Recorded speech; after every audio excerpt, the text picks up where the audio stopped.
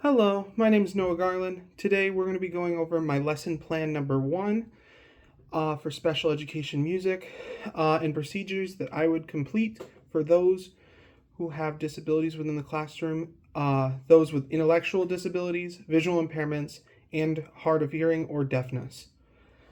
This is my lesson plan number one. The expected grade taught for this is third graders, and I expect this lesson to take anywhere between 25 to 35 minutes. Let's start with my first thing is a good morning or good afternoon song, depending on the time frame that the class is.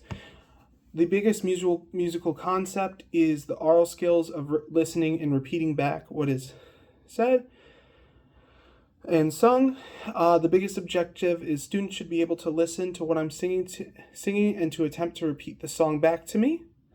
There are no other required materials, just their voice or their attention. The traditional procedure would be rote teaching, singing the song. I would sing the song and then split it into 4 smaller chunks. Once each one is sung and then repeated, we would move to 2 half chunks, and then we would end with the whole song being repeated. When it comes to intellectual disabilities and those procedures, I would attempt to take a slightly slower tempo, and I would choose to repeat the same chunks multiple times. So the idea is I would do first chunk, have them say it back, first chunk, again, and then maybe first and second chunk again, and then first and then second, or first chunk again, second chunk again, second chunk, repeat, first chunk, second chunk, repeat, do it again. And keep going with extra if students aren't getting it. This good morning song actually also requires names. So for social troubles within intellectual disabilities, if students wish to not say their name, that is perfectly fine. I have a version of it that is also going to be sent to you that will contain a ending that does not prompt a name to be given. So, for example, the ending of it says, "Let's all say our names." That's the ending of it. But for intellectual disability as well as hard of hearing and deafness, this is music class.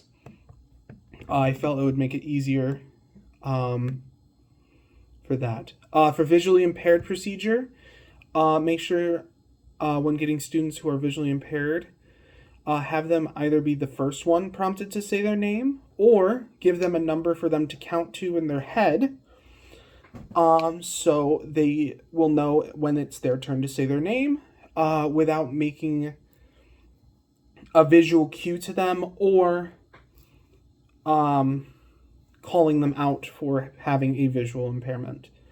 Continuing with the deaf and hard of hearing, my plan would be to put basic sign language into the morning song to make them feel more connected with the rest of the class. The morning song traditionally goes like this. Good morning, how are you today? Good morning, let's all say our names.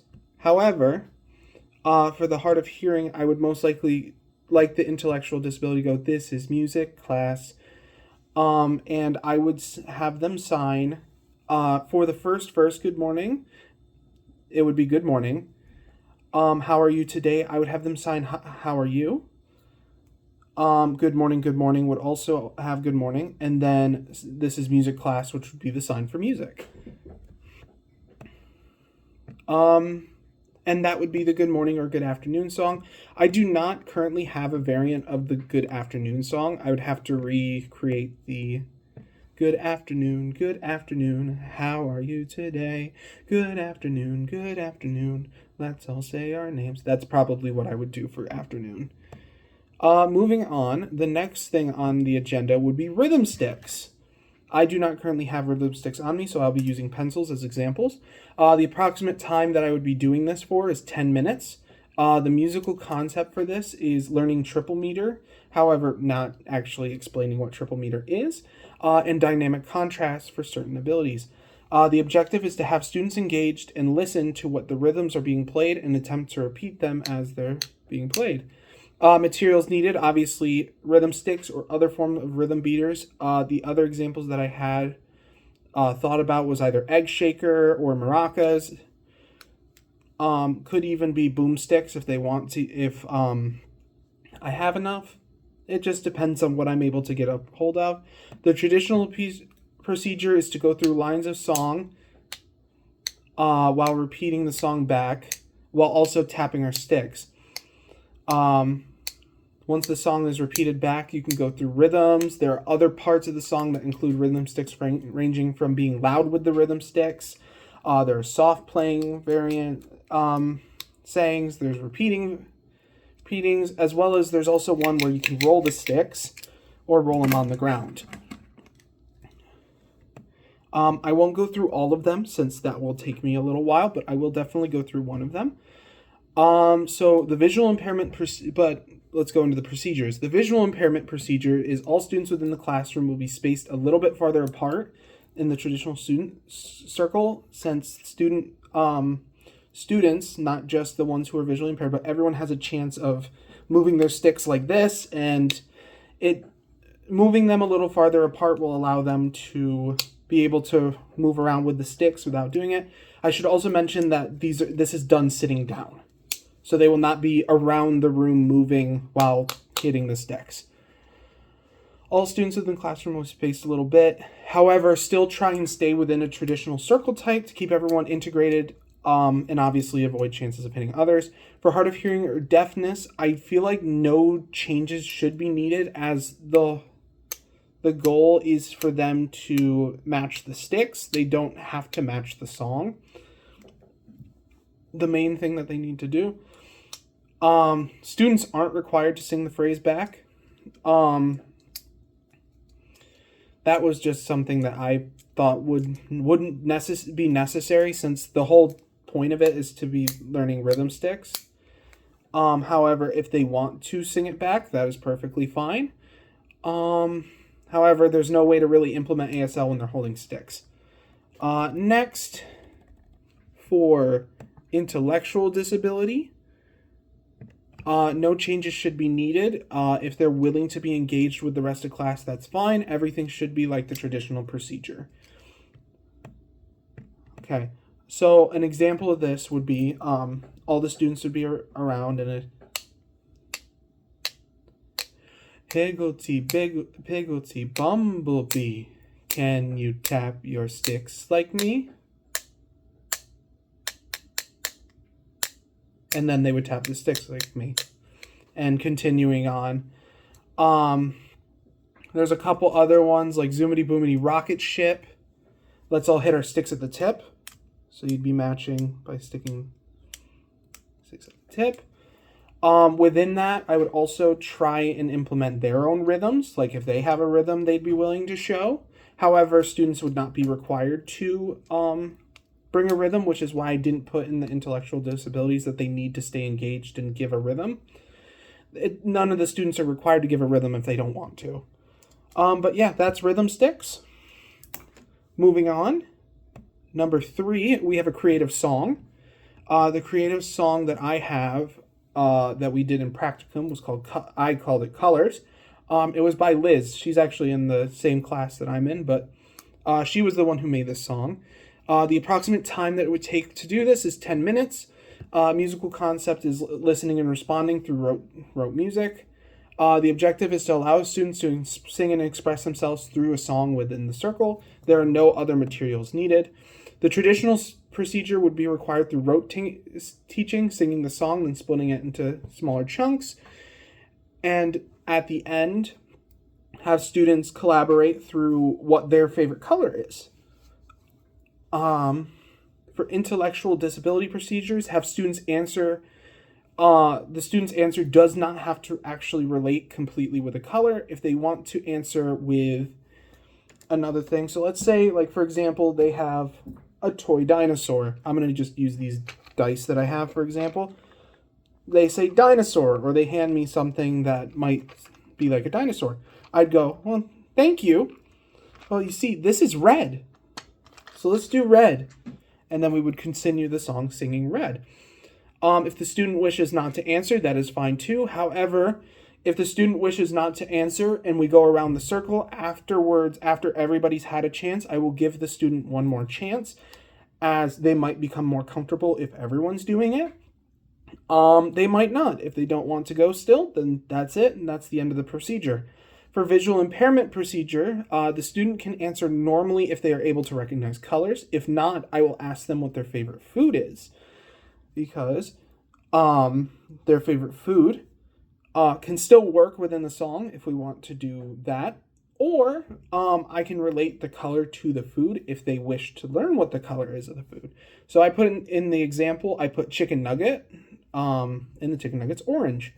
So we would sing it as if we'd either sing it based on the food or based on the color of the food.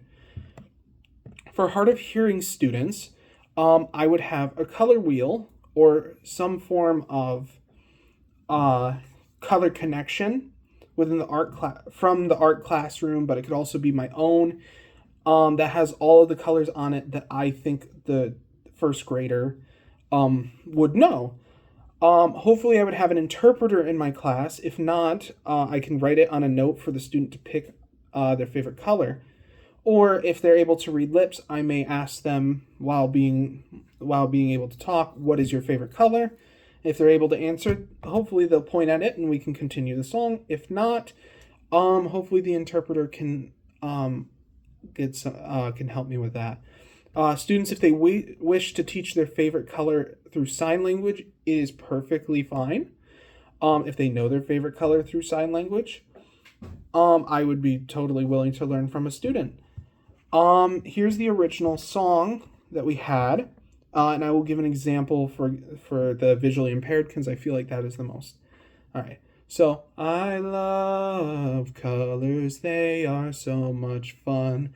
I love colors, they are so much fun.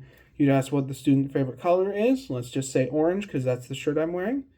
And then, we love orange, it is so much fun. We love orange, it is so much fun. There we go. For the visually impaired student, let's say their favorite food is spaghetti. Just plain noodles. I would either say, we love noodles, they are so much fun. Or I would say that the noodles are yellow. So, we love yellow, it is so much fun. And that would be how we would work with a visually impaired student with colors. Our second to last thing that we'd be doing is a movement activity. The approximate time is 5 minutes. Musical concept would be dancing or moving to the song. The objective isn't necessarily a musical one. It's to try and get as much energy out of the student as possible, so then they can be more relaxed for the traditional general education teacher. Materials needed will either be a speaker, a smartboard with a speaker, one of those two, preferably the smartboard, and then either ribbons or scarves. The traditional procedure students would be given a ribbon or scarf, and once the music is played, students can choose how they move to the music. Depending on what they want to do with a ribbon or the scarf. So if they're waving a scarf, they can go like this, they can do circles, they can do all that. For intellectual disability procedure, I feel like no changes are really needed as it's interpretive based. So the student is allowed to express how they want to. If they express it as they just want to stand there, that is perfectly fine. If they want to whip it around, as long as they're not hitting other students, that's fine too. No changes are really needed. For visual impairment, I would say students should be spread out more as to not cause injury, as the visually impaired student or impaired students may not be able to see each other. But overall, I feel as though they should be fine.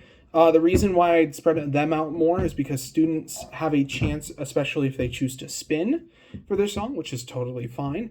They may move a little bit to the right and may hit another student, or a teacher, but I just want to try and avoid that as hard as possible. For hard of hearing and deaf procedures, use the smartboard with subtitles to allow students to see words. If the interpreter knows how to work with music, then let them do it. If not, then I wouldn't have the interpreter do anything. Pretty much, I'd want subtitles. And the other thing that I want is if I can get a speaker specifically for the student.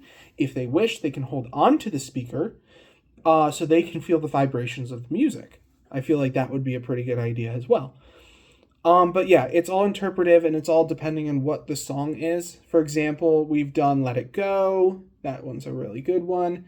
I did Go the Distance last week. That was my choice for interpretive movement time. And then we also did a classical piece. It was a good orchestral piece. I don't remember what it's called, though. It might have been The Rite of Spring. I can't remember. But yeah, that's the procedure for the movement activity. And finally, the goodbye song, which this one should take about 2 minutes. The musical concept is similar to the Good Morning song, listening and repeating. The objective students should be able to listen to what I'm singing and attempt to repeat the song. If they can't, that's perfectly fine. There are no materials needed. The traditional practice, take a slightly slower nope, sorry, I went too low. I started looking at something else. Traditional procedure is rote teaching, similar to the others. Split it into 4 small chunks, then 2 chunks, whole song. For intellectual disability procedure, take a slightly lower tempo, repeat chunks as multiple times so then they can understand it easier. For visually impaired students, I don't feel like a change would be needed, as the student would be leaving the class and will most likely be prompted by their teacher to go to class. So pretty much, as everyone else is getting up to get ready to go, the teacher will come over and get the student to get ready to go.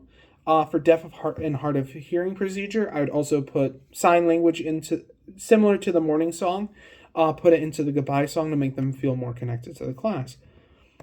Hold on. I gotta write that goodbye song. There we go.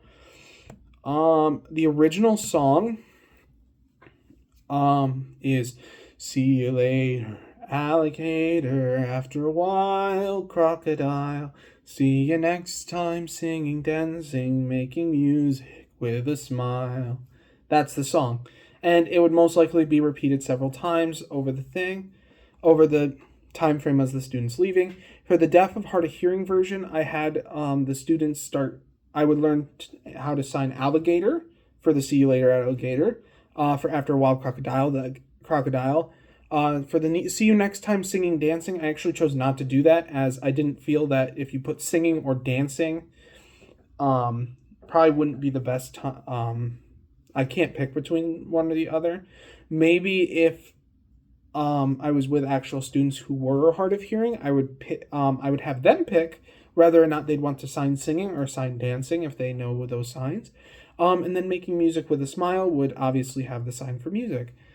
But yeah, that is everything. That is the whole procedure. Like I said, it would take about 35 minutes. And yeah, there it is. Thank you so much and have a great rest of your day.